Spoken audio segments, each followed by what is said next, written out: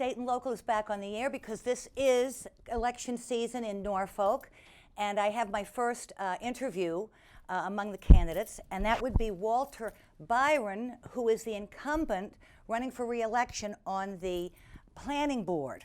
And so I was just very delighted to have him. He was always someone who was very patient, very kind to me when we were both on the Economic Development Committee, and he explained many things to me with a lot of patience. And so I always appreciated that. Oh, thank you so much for coming. You're welcome, Anne Marie. You're welcome. Now, Walter, you've have a lot of service to the town, but tell us, how long have you lived in town? Well, I moved into town in 1968, so this is my 40th year in town. Oh, my. Yeah. You want to get away from it all. My 48th year, excuse me, 48th year in town. Yeah, it's been a long time. We raised a family here, and our kids went to the public schools in Norfolk and then to KP, and so it's been good. In terms of service to the town, back in the 70s, when Frank Gross was the chairman of the school committee, I served one term on the school committee for 3 years, but I couldn't keep it up. I was just working too many hours. It was too tough. I had to give it up. What work did you do? Let me give you my background. I mean, I grew up in Waltham, graduate of Waltham High, went to Tufts University, got a bachelor's degree in mechanical engineering, Northeastern to get my master's in engineering management. I'm a Navy veteran. I did a couple of years service as an officer on a destroyer in the Pacific. Oh. And then I had a 33-year career with Polaroid Corporation in camera manufacturing management and product development. It was a wonderful company, had great challenges, great products, and wonderful people, and I usually couldn't wait to get to work every day, so it was a good career. I retired in 2002, and Barbara, my wife, retired from teaching high school English in 2003, so we're both retired at this point, enjoying the family and the grandkids and whatnot, and continuing to keep my finger here in service to the community. I did, as you mentioned, work on the Economic Development Committee for about 5 years, I think. Prior to that, I spent 3 years working with some folks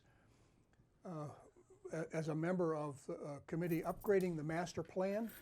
Yes. Which was last issued in 2007. It's probably due for another update, but... What is the master plan? Well, the master plan outlines how the town would like to develop over the future. Oh, okay. And talks about the taxes, it talks about the land and what land we have. It talks about how that land could be developed, both in residential and commercial areas. It's a useful guide to the various boards and committees as they do their work in town. It's quite lengthy, and it's worth a read if you haven't read it. It's posted online, I believe. You can read it. It's fairly accessible to the average person? Yeah, if they want to look for it, it's there. Yeah. All right. Yeah. Now, what prompted you to go over to the Planning Board? Well, when I was on the Economic Development Committee, we spent some time providing information to the various boards, including the Selectmen and the Planning Board, as to things that they could consider as the town develops in town center or in the commercial areas. And I got attracted to the workings of the Planning Board. I liked what they were doing. I enjoyed their meetings. So an opportunity came up to run, and I said, okay, I'll throw my hat in the ring and see if it pays off. And the EDC ended anyway. Oh, yes, the EDC ended, right. But that was before the EDC ended. I decided I'd go for the Planning Board. Oh, that's right, I remember. And the townspeople were kind enough to vote me in, so here I am. Now, just tell me something. What exactly before we get on to your experiences on the board, what exactly do they do over there? Well, that's different from the other boards. Indeed, yeah. Well, developers who wish to develop a parcel of their land, and by the way, the land we're talking about here is all private land. I mean, we have to entertain proposals from private citizens who come forward and say, hey, I've got a parcel of land, I want to put 8 houses on it, or I've got a parcel of land here in the commercial areas and I want to put up a building for this purpose. So they come forward with their plans, and we go through the site review and review SCADs of engineering drawings, about different layouts, the drainage. We look very carefully at the drainage, how the water is coming down over the land and where's it going. We look at all the utilities. We look at the construction of the building. We pass the architecture of the building on to one of our other committees that helps us, the Design Review Board. Oh, yes. And they look at all the architecture and the colors and whatnot and try to see that it's consistent with the desires of the town. What about clearing land of Well, trees? Well, we have, as you know, some bylaws about that, what you can do and what you can't do. But essentially, if a man's got a piece of, or a woman's got a piece of property, they have the right to cut every tree down if they want. And Because that's what has happened up on that run and gun up on Seekonk Street. I was just astonished. Yeah, I saw that too. Yeah, I saw that too. But once there are restrictions in what a developer can do in terms of cutting down trees. Oh, okay. But once it passes to a private citizen, they can do anything they want. Okay, okay. And some do, you know, as you mentioned, that one on Seekonk Street. Yeah. Well, by the way, what do you know about that That's it. situation up there? Are they going to put a big parking lot up there, or some kind of an arena? It's huge. I was really, I mean, I wonder what people around the way there are thinking. Well, let's see. That particular development, a proposal did not come to the planning board. I believe, I could be wrong, but I believe it's designated as an agricultural designation, and I think it was the selectman who dealt with the owner. So we have not seen anything come before us in terms of the planning board, and I hear that the fellow wants to put up some sort of arena there and have occasional rodeo shows. That's all I have heard. You'd need an entertainment license for that, wouldn't you, or some sort? Or? I don't know. Wow. Perhaps he would. And a parking lot. And a parking lot, yes, yeah. Which I assume they'll throw in the back. But to get back to now, Yeah. what have been what's been your experience on the planning board? Was there a learning curve for you? Probably not much of one, but Oh well, there is actually. There are two booklets that contain the bylaws, zoning bylaws for the town, and the bylaws for subdivisions. And each of those is between 90 and 100 pages. And so there's no way that I claim to understand today every line in those booklets, but they are the backbone of the law that we're trying to enforce and make sure that people comply with. We have a town planner, and a fellow named Ray Goff, who's a permanent employee, and we look to Ray to be the authority on that. So, you know, Ray, give us what applies to someone who wants to put a sign up on their property, and he'll flip to the appropriate section and say, well, here's what it says, what's allowed, what's not allowed, and what the board has available to it to enforce, and also what latitude the board has to allow something different. And sometimes there is latitude, the board has a discretion to do something. So Ray is our resource. Plus, the board has hired a technical consultant. We always have a technical consultant available at the table, and when someone comes forward with a set of plans to develop a piece of property, both for commercial or for residential, those plans go to the technical consultant, who writes up a report and says, you know, compared to all these zoning requirements, this complies. Here it does not comply, and here's what's wrong, how it varies, et cetera, et cetera. And write up a long report. And then is he like a construction supervisor? No, what is no, his license? no. Do you know, or what is his? Well, they're usually professional engineers. Oh, okay. And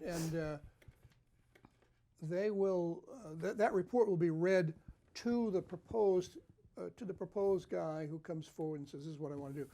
And then we go back and forth, and he says, all right, I understand what the difference is here between what I propose and what the zoning requires.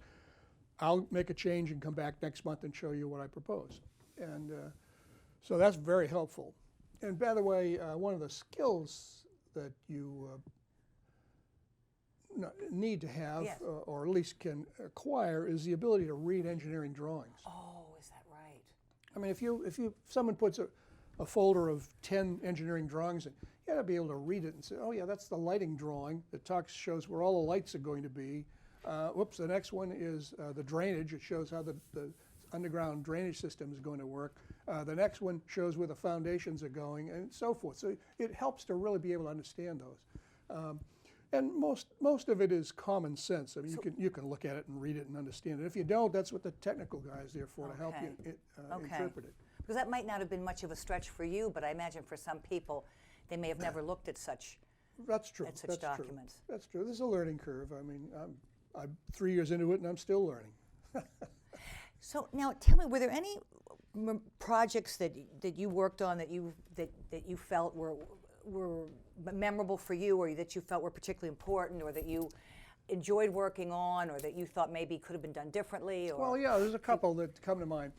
The first is, as you've seen down there on 115, there's a medical building in the Yes. Pondville area. That turns out to be the largest building in the town. I guess it would be, yes. Yeah, it's a 3-story office building, very nicely designed and constructed. The people who were putting forth that project were very cooperative, and when we reviewed it and said, this is fine, this is fine, this is fine, but this needs to be adjusted, and that they were willing to work with us. By the way, that process works 9 out of 10 times. People are very cooperative. They say, all right, we'll do this. Can the town bend on that one because we really need such and such for such and such a reason? And say, yeah, all right, that's reasonable. So back and forth it goes, and that particular project came to fruition reasonably quickly, and as you see, it's a great addition to the town. Oh, yes. Great addition to the town. Another one, let's see, what's another? Well, I imagine it's brought some business into town. oh yes. People running, getting their lunch, or they figure, well, let me go up here and pick this up at, the Walgreens or what have you. Well, next door, of course, the cafe. is Rocco's Plaza with a couple of businesses Oh, that true, have right. taken advantage of that as well. I think there's only one restaurant in there now, isn't that Yeah, right? I think that's right. Yeah. But of course, Horse and Carriage is just up the street. That's true, right? Another area that has been very interesting. Well, let me ask you a question Yeah. about the Pondville building. Is that a group of doctors from Norwood that own that, or who owns that building? It's a group of doctors. I think they're independent. I'm not sure which hospital system they're associated with. Perhaps it is the people who bought the Norwood Hospital. What's the name of that outfit that bought Norwood? Oh, Stewart. Yes, Stewart, right. I think they are associated with Stewart, but I know one of them is my husband's doctor. I know he's at Norwood, but then Okay. I had heard there were some other people affiliated with Tufts somehow, and so I well, just wondered. That could be. I'm really not Okay. into that. Okay, so another area that was very interesting was a gentleman came forward with a proposal to do something with the Southwood Hospital property. Oh, yes. And That's been some time now, hasn't it it? still has. It's still under consideration. It's going to take some more time. And once it's finally approved, it'll take even longer to construct. In fact, the construction phase will probably extend over 8 to 10 years by the time it's through. Does the planning board give the final go-ahead? No. The town meeting will give the final. I mean, go-ahead. right, but I mean in terms of the boards. Well, yes. Does it come to you all last after they've been? No, Or not necessarily? usually if there are other boards involved, it's a parallel process. Largely to save time, rather than do it 1, 2, 3. I mean, it just takes forever.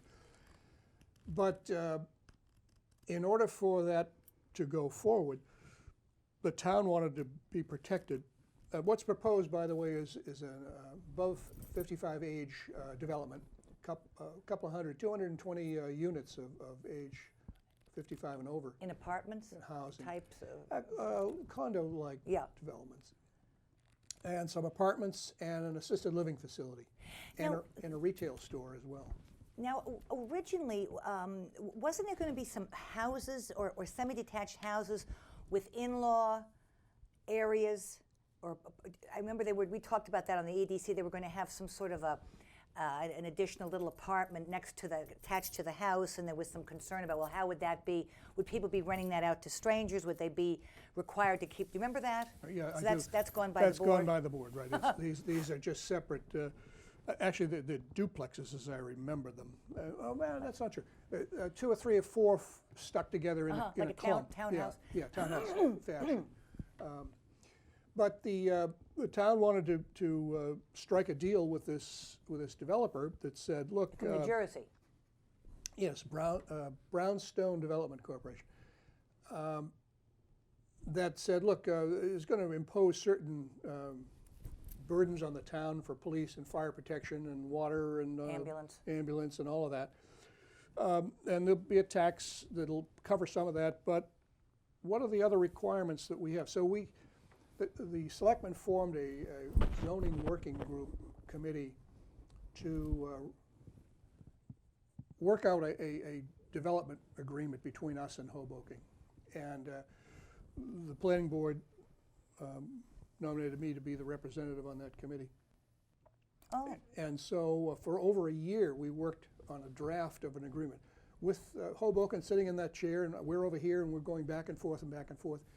And that draft agreement was finally nailed down, presented to the selectmen, and they took it from there to work with Hoboken and the present owners, which is the Archdiocese of Boston. They own the property. They haven't sold it yet? No, they're selling it to Hoboken. That's the idea, and that agreement is going to take a couple of years to work out, and they're in the process of doing that right now. My goodness. Now, what about the sanitation? Oh, that's the wrong word, but there was there was some toxic waste over there, right, from the old hospital. There is a capped landfill over there. There's also an oil spill, an underground oil tank let go, and so both of those will be remediated by Hoboken as part of this deal, and that remediation will have to comply with the state requirements, and the town of Norfolk will have someone over there hired by the town but paid for by Hoboken to overlook what goes on in that remediation. Is that what they mean by the clerk of the works? Is that what that is? Well, clerk of the works usually works for the developer or the contractor that the developer. And he's sort of the focal point for little contracts for, hey, I need 4 dump trucks today to take stuff away, or I need this, or I need that. He's the focal point for the construction outfit. So those capped landfills are really just to keep it from bubbling up? I mean, but bubbling doesn't really deal with the groundwater. Well, it does. They're tested. Well holes are drilled around the area of the landfill, and the water is taken, sample water, groundwater is taken, and then tested to determine is there anything coming out of it or not. Has that been done yet? Oh, that's been done numerous times. What did they find? They found there was nothing coming out of there, and so that's a good thing. But whatever the state requirements are, they'll be complied with when the remediation takes. And it could be they'll just decide to leave the cap on it and put some more dirt on it, and that's it. Or they may, depending on what they find when they sample, whatever, they may require removing it. I don't know what's going to happen. So then they'd have to refill all those. They would, yeah. Those holes. Yeah. Now, as far as you mentioned, removal of earth, of soil. Now, does the planning board oversee that, or is it? It does. We issue earth removal permits for various construction sites. Because again, I'm very curious about this because fortunately I'm a little bit of a ways away down Seekonk Street, but. What would have been the route on Seekonk Street for them to get rid of that soil? I mean, would they have I was just wondering to myself, and maybe you don't know the answer, but I was wondering because I don't remember seeing any trucks going down towards town. It depends on I suppose, the destination, too. Well, right. Well, yes. But I thought they had to follow certain routes. Some routes weren't suitable for those big trucks. Well, that's probably true. For example, down in Shire Park, now, where is that? It's up behind the horse and carriage, that area up in back there. There's 2 roads, and one of them is residential, and we always prevent, when we agree on someone who wishes to develop a plot up in the industrial park, we always require that they not send their trucks down the residential street, but through the commercial street. Of course, in Seekonk, that's all there is residential. Well, that's true. That's true. So there's no opportunity to divert them to one way or the other. I don't know. I haven't driven by there when trucks have been coming in and out, so I don't know whether he's just pushing stuff around within his area. Well, I know there's an awful lot shoved in the back, huge boulders back there, so maybe that's what. Now, I was going to ask something. Now, what is can you enlighten us at all about business in town? Because I'm asking, because again on Seekonk Street, I mean, mercifully, they have moved away, but I had somebody that was virtually running a sawmill across the street from me.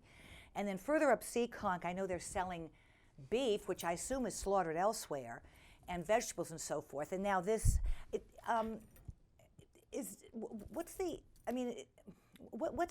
process of deciding about these little businesses in these residential areas? Because I know people feel, gee, I bought this house here and I have no idea that there might be a rodeo across the street or a sawmill. I mean, it wasn't actually a mill, but he was sawing wood all hours of the day. That zoning issue. Well, I'm not trying to put you on the spot. I understand. I'm just trying to scratch my head and figure out what the appropriate board is that deals with that, because generally the planning board does not Zoning deal Board with of that. Appeals? It might be the Zoning Board of Appeals or the Selectmen, where someone comes forward and says, I wish to establish a business on my property. In the case of a residential piece of property, I'm sure that they have to go before some board in order to get permission to sell beef or run a sawmill. But it isn't the planning board. Well, Mr. Bullock went over there and finally, asked them to stop. Okay, then they were doing something. There were trucks coming and going. Sure. Logs in and out. Well, Bob Bullock is the zoning enforcement officer for the town, and also the building inspector. And so if they were doing something outside the zoning bylaws, he will be the one who will go over and say, wait a minute, fellas, here's a letter, please stop, cease and desist. I wonder if those people selling the beef and the veg, maybe they have an agricultural permit as well. It could be. Some properties are designated as agricultural farm. Jane and Paul's farm, for example, even that piece of property. Well, they're a little bit removed from things. Well, yes, but they sold a big chunk of their land right across from their house, about 7 or 8 acres, and the gentleman who bought it has established a farm there himself. Oh, good. Yeah. So he's content. And what about the rest of the property up there? As far as I know, they are not selling it. They had initially thought they were going to sell all the property across the street from them, but pulled back. They sold only 7 or 8 acres and kept the other roughly 20 acres under their own ownership. Well, we just have a couple of minutes. Were there ever any unusual requests that came before the board, or unusual outcomes, or any kind of anything that you remember as being a little out of the way or memorable? Well, it's all pretty routine stuff that comes in front of us. Occasionally, we will find ourselves going nose to nose with a developer who doesn't want to do something that we want them to do, or whatever. I know what I did want to ask you. Whatever happened to that situation up on the hill there, which was Borelli's property? Did that all get straightened out, do you know? I don't know. The selectmen were the ones who were dealing with that. Oh, they were. So I don't know whether I presume it got straightened out, but I don't know. It didn't come in front of the planning board. And that big area of what's really pretty much just weeds in front of where they're out looking out, is anything going to go in there? You've heard? There is a proposal, but I haven't heard a proposal to build more units up there. Oh, okay. But I haven't heard recently as to whether that's really going to go forward or not. But yes, it was an incomplete development, and there was an opportunity to put up some more buildings. Because I often think of those people and those, I mean, they were relatively expensive, some of those. Oh, yes. And then to Oh, look yes. out onto that. Yes, I know. Well, it's sort of like the upper end of the town center, which has been in the same situation for years.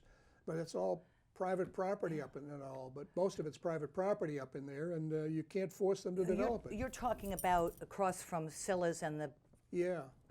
at least the stones are gone. At least it's Well, looks presentable. across from Scylla's, there's 2 lots there that Yes. front on the on Main Street. But even up beyond that, there's lots. One near where the MBTA parking lot is. Oh, yes. It's up in there.